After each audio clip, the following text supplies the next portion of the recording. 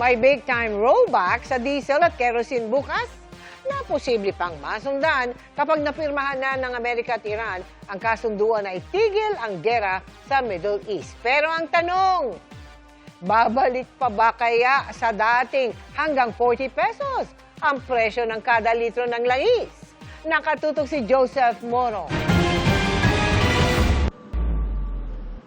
Halos 4 na piso hanggang 6 na piso kada litro ang bawas presyo sa diesel bukas. Para sa gas o kerosene naman, 50 sentimos hanggang 2 pesos and 50 centavos ang rollback kada litro. Pero sa gasolina, depende sa kumpanya at lokasyon ang pagbabago sa presyo. 32 sentimos ang rollback kada litro ng ilang kumpanya, pero ang iba magtataas presyo ng piso at 68 sentimo kada litro. Ayon sa Department of Energy o DOE, epekto na raw yan ng tila unti-unting paghupa ng tensyon sa gitnang silangan. Normally, yung markets move faster, no?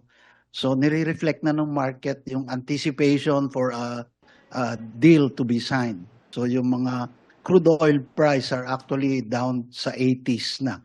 Dagdag good news pa dahil pwede magtuloy-tuloy ang bawas presyo kung matuloy ang kasunduang pangkapayapaan ng Amerika at Iran. Inanunsyo ng Prime Minister ng Pakistan na namamagitan sa kanila ang schedule ng pirmahan sa Biyernes sa Switzerland. Kabilang sa napagkasunduan ang agad at permanenteng pagtigil ng dalawang bansa sa lahat ng operasyong militar kasama na ang pag-atake sa Lebanon. Mensahe naman ni US President Donald Trump sa mga barko ng mundo, maglayag na at padaluyin na ang langis. Inaatasan na umano niya ang toll-free na pagbubukas ng Strait of Hormuz at pagtatanggal ng blockade o harang ng Navy ng Amerika. The adjustment next week would continue to be a downward trend. We are praying that they are and hoping that they will finalize the deal this Friday. It's time for not just for the Philippines, but also for the whole world to breathe a bit of relief, no? Because the conflict that has caused so many problems in our country and all the other countries looks like it's coming to an end.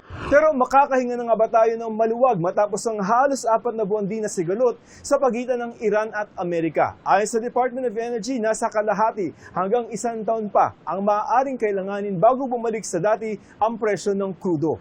Hindi raw kasi kaagad-agad na may babalik ang supply lalo pat may ilang bansa tulad ng Qatar na nasira ang gas facility.